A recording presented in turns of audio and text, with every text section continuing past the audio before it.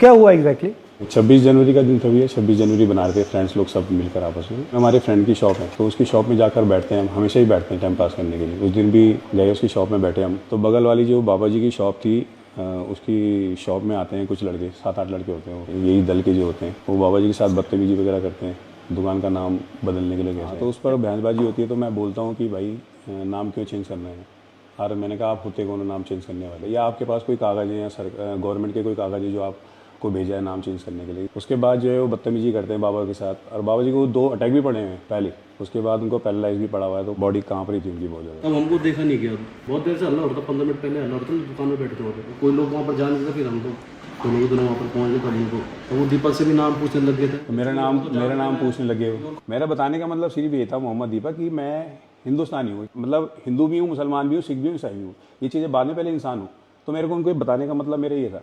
मगर वो बहुत ज़्यादा हाइपर हो रहे थे वहाँ पर। फिर उन्होंने वीडियो भी वायरल उन्होंने करी वो। और वीडियो में क्या था?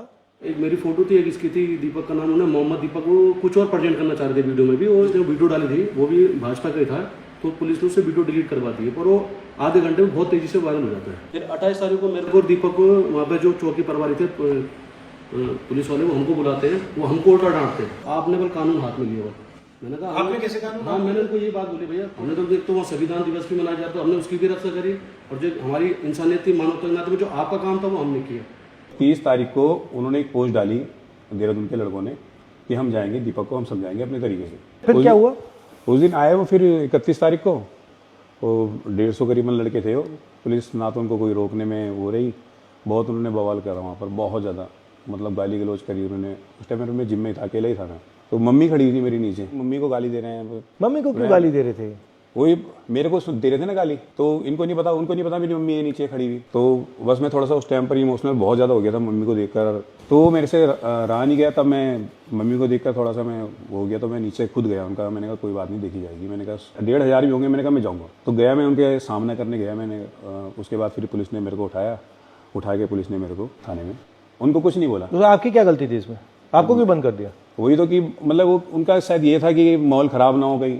अगर माहौल, तो मैंने फिर ये बोला कि माहौल अगर ख़राब कर रहे हैं, तो मैंने कहा ये लोग कर रहे हैं बाहर से आकर। मैंने कहा हम तो यहीं के रहने वाले हैं, मैंने आप मेरे को बिठा रहे हो। उसके बाद भी वो करीबन 4 से 5 घंटा कंटिन्यू वहाँ गाली गलौज करते रहे। ये जो लड़के थे ये करते क्या है एक्चुअली?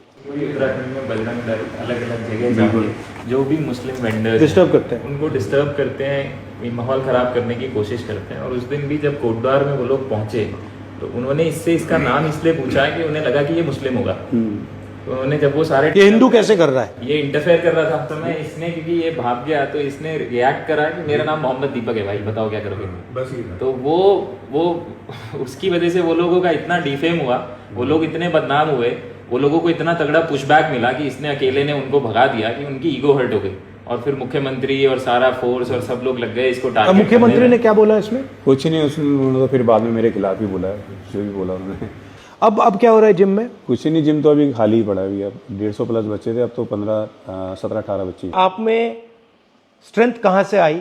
मम्मी में जो है ना बहुत ताकत है मेरी। जब कुछ नहीं थे, खैर कुछ तो, जब कुछ बिल्कुल भी नहीं थे मतलब, तो मम्मी ने तब भी मेहनत करी है, अकेले अपने बलबूते पे पूरा घर परिवार संभाला है। मम्मी चाय का स्टॉल चलाती है, एक चाय देने के लिए 3री मंजिल पे मम्मी चली जाती है अपना देने। और जब ये आपके साथ हुआ तो मम्मी ने क्या बोला? मम्मी नहीं डरी, मम्मी तो खैर नहीं डरी उस चीज़ को। मम्मी तो खैर, मम्मी कहती है कि कोई दिक्कत वाली बात नहीं है, तूने अच्छा काम किया, गलत काम नहीं किया। अगर गलत काम करता तो मैं तेरे साथ नहीं खड़ी होती, मैं खुद तेरे को बोलती कि तूने गलत काम किया। अब बोलती है मम्मी हाँ बल ये कि थोड़ा डर लग रहा है, क्योंकि जो सोशल मीडिया पर चल रहा है कि 5 लाख रुपये दे रहे हैं दीपक को मारने के लिए, 2 लाख रुपये दे रहे हैं। और वाइफ है मेरी, एक 5 साल की बेटी है, तो बेटी भी नहीं गई, 7 से 8 दिन वो स्कूल भी नहीं गई है। थोड़ा सा डर गई थी माहौल देखकर वहाँ का। क्या नाम है? मायरा नाम है। फोन मिलाओ। नमस्कार। नमस्ते सर। कैसे हो? बस ठीक है। घबराए हुए तो नहीं हो? सर नहीं, थोड़ा कहीं बाहर आने जाने में थोड़ा लगता है, आने के इधर उधर जाते हैं, बाकी घर पे तो कोई दिक्कत नहीं, लेकिन इनके आने जाने से थोड़ा लगता है। घबराइए मत। हाँ जी सर। ये कायर लोग हैं, कुछ नहीं करेंगे, ये डरपोक हैं ये। और ये आपकी कितने सालों की मेहनत थी, ये जो जिम है?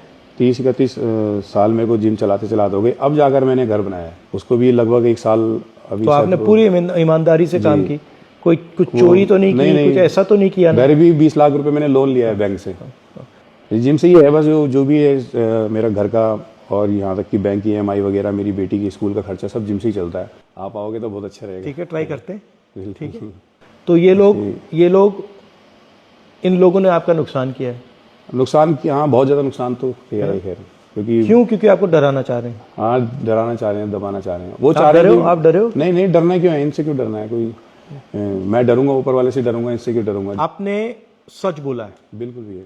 और आपने यहाँ पे धार्मिक काम किया है। जी जी आप डरे नहीं हो, जी इनकी बदतमीजी के सामने आप झुके नहीं हो। जी जी इससे बड़ा देशभक्ति का काम नहीं है। जी जी तो आपको मैं पूरी बधाई कांग्रेचुलेशन देना चाहता हूं कि आपने हिंदुस्तान का झंडा, हमारा कॉन्स्टिट्यूशन, जी उसकी रक्षा की। जी क्योंकि इस देश में आप जैसे करोड़ों लोग हैं, जो आप में हिम्मत है, वो विचारधारा आपकी है, जी सोच आपकी है, मगर अंदर डर है। जी और आपने उनको रास्ता दिखाया है कि ये जो है ये कुछ नहीं कर सकते। बिल्कुल ठीक है, शाबाश। जी।